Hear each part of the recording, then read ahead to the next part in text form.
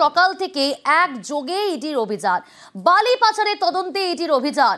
কলকাতা, ঝাড়গ্রাম, কাথি, দুর্গাপুরে ইডির তল্লাশি অভিযান। ঝাড়গ্রামের 6 জায়গায় ইডির অভিযান।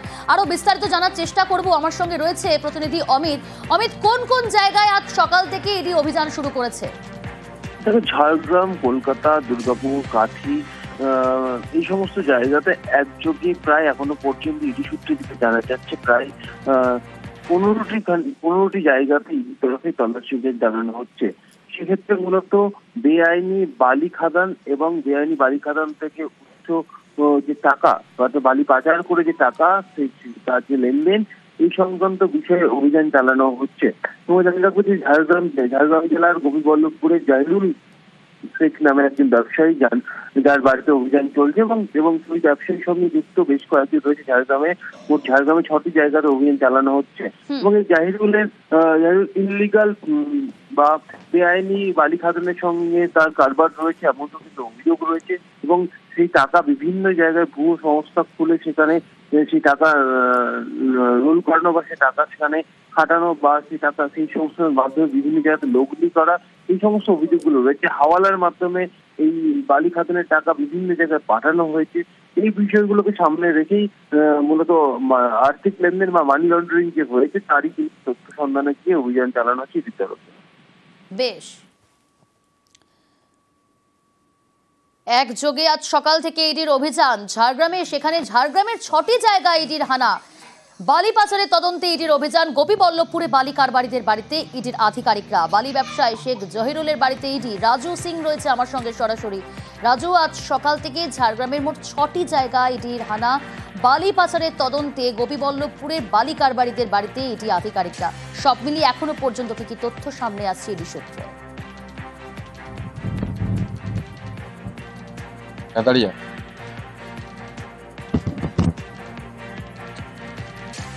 রাজু, ঝাড়গ্রামের 6টি জায়গায় ইডির হানা। এখনো পর্যন্ত ইডি সূত্রে ঠিক কি কি তথ্য সামনে আসছে? কখন থেকে অভিযান শুরু হয়েছে? কোন কোন জায়গায় তল্লাশি অভিযান চালাচ্ছে ইডি আধিকারিকরা?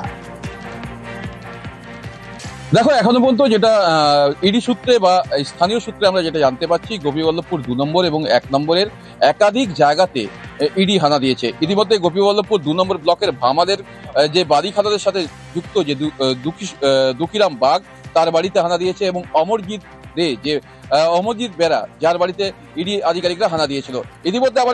ইতিমধ্যে যেটা জানা যাচ্ছে, গোপীবল্লভপুর 1 নম্বর ব্লকে অরুণ সারাফ যিনি রয়েছেন এই বালি মাফিয়া, সেই অরুণ সারাফের যে অফিস, সেই অফিসে হানা দেওয়া হয়েছে এবং তার পাশাপাশি তারই যে আরেক শেখ জাহিদ আলী, এই জাহিদ আলীর বাড়িতে একাধিক জিনিসপত্র তল্লাশি করে দেখা হচ্ছে এবং তার বাড়িতে প্রায় ঘন্টাখানেকের ওপর ইডি আধিকারিকরা তল্লাশি চালাচ্ছেন এবং অরুণ সারাফের যে অফিস রয়েছে, যেখান থেকে এই বালির অবৈধ কাগজপত্র তৈরি হতো এবং এখান থেকে যে বালি পাচার হতো, সেই অফিসেও তল্লাশি করা হচ্ছে।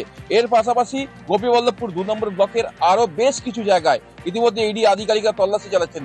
যেটা জানা যাচ্ছে, এই অরুণ সারাফের আরেক অংশ হচ্ছে এই সৌরভ রায় এবং এই সৌরভ রায়ও এর সাথে জড়িত রয়েছে। সেক্ষেত্রে সৌরভ রায় সহ একাধিক আরো বেশ কিছু নাম উঠে আসছে, যারা মূলত এই এলাকা থেকে বালি অবৈধভাবে পাচার করত এবং সেই বালি পাচারের সাথে সাথে এখান থেকে যে টাকা, সেই টাকা এখান থেকে যে উৎস হতো, সেই টাকাকে তারা বিভিন্ন জায়গায় বিদেশে পাচার করতো। কারণ এর পেছনে যারা জড়িত রয়েছেন, তারা মূলত এখান থেকে এই টাকাকে এখান থেকে বালির যে উইদাউট সিওতে বালি এখান থেকে পাচার করে সেই টাকা সেখান থেকে আদায় করতে নেই, যেটা সরকারকে রয়্যালটি দেওয়ার কথা, সেই সরকারের কাছে সেই রয়্যালটি না পৌঁছে সেই টাকা ঘুরপথে বিদেশে চলে যাচ্ছিল। মূলত মানি লন্ডারিং এর যে কথাটা বলা হচ্ছে, সেই জায়গা থেকে একটা বড় কারণ রয়েছে। কারণ এখান থেকে রাজু, এই যাদের বাড়িতে তল্লাশি অভিযান চালাচ্ছে এটি আধিকারিকরা, তারা প্রত্যেকেই তাহলে বালি ব্যবসায়ী, যেমন শেখ জহিরুল, তারপর দুঃখিরাম এবং একই সঙ্গে যার বাড়িতে তল্লাশি চলছে ইতিমধ্যে অমরজিৎ বেরা।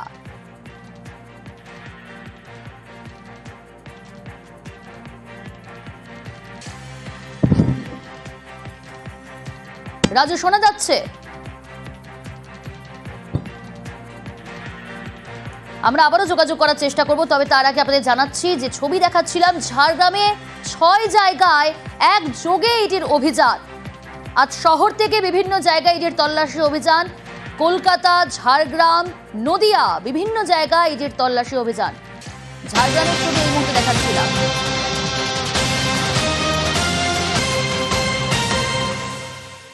ঝাড়গ্রামের পাশাপাশি যেমনটা বলছিলাম নদিয়ার কল্যাণীতে ইডির অভিযান, বালি কারবারে যুক্ত থাকার অভিযোগ এবং সেখানেও ইডি সকাল থেকে এই তল্লাশি অভিযান শুরু করেছে। নদিয়াতে সেখানেও কিন্তু তল্লাশি অভিযান ইডির, বালি পাচারের তদন্তে ইডির অভিযান।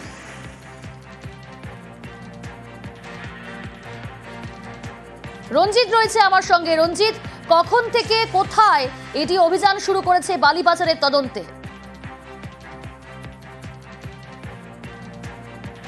দেখো, কল্যাণীর এ ব্লকে 8/465 নম্বর বাড়ি, এই বাড়ি ধীমান চক্রবর্তীর বাড়ি, যিনি মূলত একটি কোম্পানিতে, মাইনিং কোম্পানিতে কর্মরত এবং ডিরেক্টর পদে রয়েছেন এবং কলকাতা সল্টলেক সেক্টর 5-এর সেই অফিস রয়েছে, সেখানেই কিন্তু আজ সকাল থেকে এই বাড়িতে ইডি আধিকারিকরা তল্লাশি চালাচ্ছে। কেন্দ্রীয় বাহিনী রয়েছে এবং জানি না কি 2 ঘন্টা অতিক্রান্ত, এখনো পর্যন্ত ইডি আধিকারিকরা ভেতরে রয়েছে এবং তারা কিন্তু তল্লাশি চালাচ্ছে। পরিবারের অন্য সদস্য যারা তাদের সাথে কথা বলছে। মূলত বালি পাচার যে বিষয় রয়েছে রাজ্যের বিভিন্ন জায়গার পাশাপাশি কল্যাণীতে কিন্তু একইভাবে ইডি আধিকারিকরা রয়েছে, সেখানে তারা তল্লাশি চালাচ্ছে ধীমান চক্রবর্তীর বাড়িতে, তার সাথে কথা বলছে। তবে একটা বিষয় জানি না কি, এখনো পর্যন্ত প্রায় 2 ঘন্টা অতিক্রান্ত, পরিবারের পক্ষ থেকে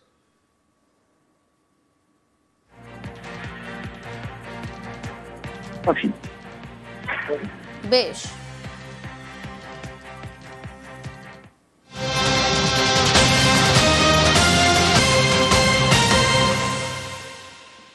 বালি পাচারের তদন্তে ইডির অভিযান। বেহালার জেমস লং সরণিতে ইডির হানা, জেডি মাইনিং নামে সংস্থা ইডির হানা, সংস্থায় বেআইনি বালি কারবারের অভিযোগ।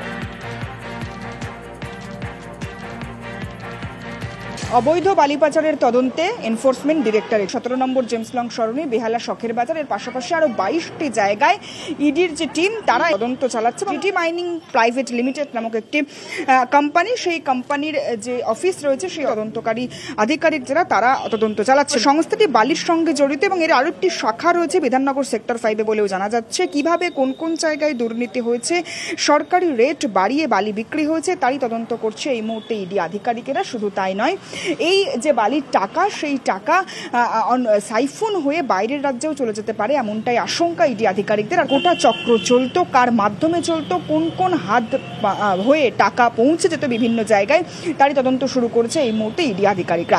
ক্যামেরায় বিপুলের সঙ্গে সুস্মিতা, নিউজ 18 বাংলা, কলকাতা। বালি পাচারের তদন্তে নজরে বিমা কর্মী, টালিগঞ্জে বিমা কর্মীর বাড়িতে ইডি, টালিগঞ্জের রিজেন্ট কলোনিতে হানা, বিমা কর্মীর বাড়িতে ইডির 3 আধিকারিক। টালিগঞ্জে বিমা কর্মীর বাড়িতে, সেখানেও ইডির আধিকারিকরা সকাল থেকেই সেখানেও তল্লাশি।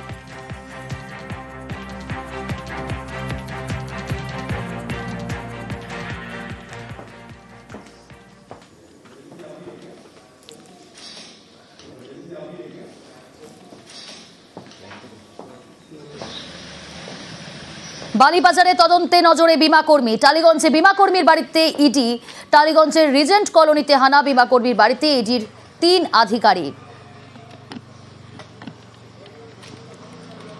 আজ সকাল থেকে বিভিন্ন জায়গায়, কলকাতা, ঝাড়গ্রাম, নদিয়া, বিভিন্ন জায়গায় একযোগে ইডির তল্লাশি অভিযান শুরু হয়েছে বালি পাচার তদন্তে। এই মুহূর্তে দেখাচ্ছি বালি পাচার তদন্তে নজরে এবার বিমা কর্মী, টালিগঞ্জে বিমা কর্মীর বাড়িতে ইডি। একই সঙ্গে আরো 4 জায়গার ছবি তুলে ধরেছি, টালিগঞ্জ, বেহালা, ঝাড়গ্রাম, নদিয়া। একযোগে ইডির অভিযান, বালি পাচার তদন্তে সকাল থেকে ইডির হানা।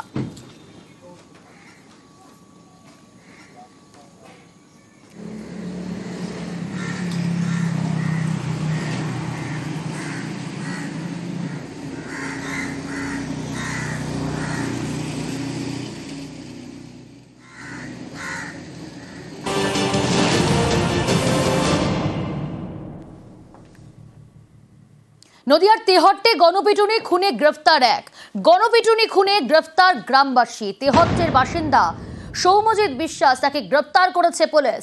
নদিয়ার তেহট্টে শিশু খুন, তারপরে উত্তেজিত জনতা, গণপিটুনি উৎপল মণ্ডল এবং তার স্ত্রীকে, এবং তার জেরেই মৃত্যু হয় দুজনের। আর এই গণপিটুনিতে খুন এবং তারপরে এই ঘটনায় গ্রেফতার এক ব্যক্তি।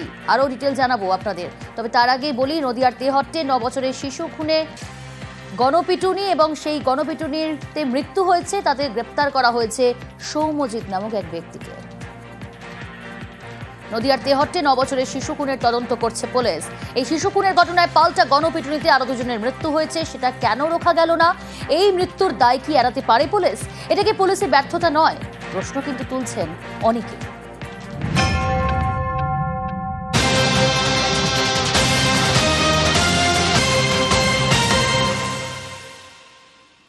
অফিস টাইমে ফের মেট্রোয় ভোগান্তি। কবি নজরুল স্টেশনের আগে আটকে মেট্রো, কিন্তু কেন?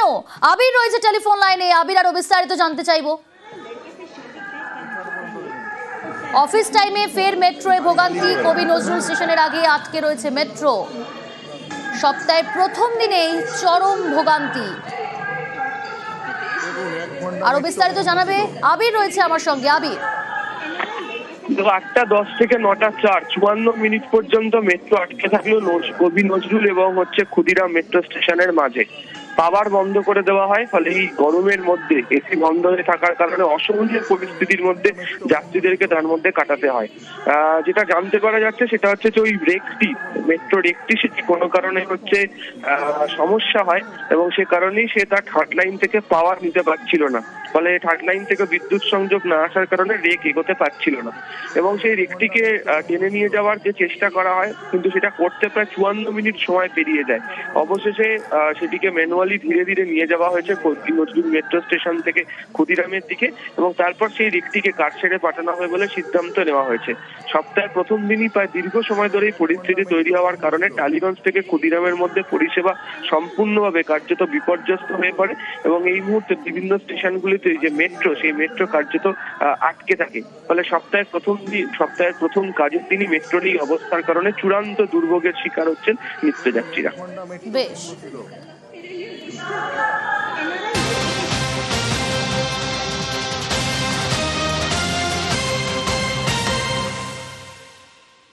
মহেশতলার দিকে নজর রাখা যাক। মহেশতলায় বজবজ ট্রাং রোডের সংস্কার, বাটা মোড় থেকে আছিপুর পর্যন্ত সংস্কার, বরাদ্দ 24,60,50,000 টাকা। সমীর রয়েছে আমার সঙ্গে।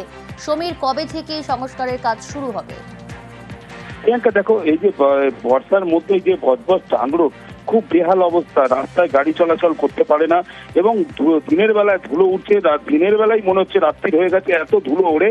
সেইটা নিয়ে বারবার এই 3টি পৌরসভা, বজবজ পৌরসভা, মহেশতলা পৌরসভা এবং পূজালী পৌরসভা বারবার জানিয়েছে সবাইকে, ওই কোনো কিছু শুরু হয়নি। লাস্টে ডায়মন্ড এমপিকে জানাবার পরে, এমপির সঙ্গে কথা হওয়ার পরে এবং যে ওখানকার স্থানীয় যে দেখাশোনা করে মহেশতলা পৌরসভার গোপাল শাহ, 34 নম্বর ওয়ার্ডের কাউন্সিলর, তারা একটা জানাবার পরে তার একটা অর্ডার পাস হয়েছে, যেটা 24,60,50,341 কোটি টাকা মানে ব্যয় হবে এবং রাস্তাটা সম্পূর্ণভাবে পিচ রাস্তাটাকে তুলে দেওয়া হবে এবং কিছু জায়গায় পেপারের রাস্তাও তৈরি হবে। বরাদ্দ তো করা হলো, কাজ কবে থেকে শুরু হবে কিছু জানা যাচ্ছে? কাজ কয়েকদিনের মধ্যেই শুরু হবে বলে জানিয়েছে সংস্থা কৌটিনা। বেশ। আমাদের সাংসদ সর্বদা চেয়েছেন যে টেম্পোরারি সলিউশন নয়, এটার পার্মানেন্ট কিছু করতে হবে। তার জন্য কিন্তু একটু টাইম লেগেছে, কারণ অনেকটা অর্থ, প্রায় 24,61,00,000 টাকা, 60 লাখ টাকার কাছাকাছি, প্রায় 25 কোটি টাকার কাছাকাছি ধরুন। প্রায় 12 কিলোমিটার 600 রাস্তার কাজ হবে, প্লাস 2 কিলোমিটার 600 মতন ব্লকের রাস্তা হবে। ব্লকের রাস্তা না হলে যেখানে যেখানে দেখছে পিডব্লিউডি যে জল জমে, যেখানে খুব সয়েলটা খারাপ, সেখানে ব্লক হবে। বাকিটুকু রাস্তা কিন্তু পিচের রাস্তা হবে। কিন্তু যেভাবে রাস্তাটা করা হবে, আগামী অনেক দিন, মানে বহু বছর মানুষ কিন্তু আর রাস্তার চিন্তা করতে হবে না।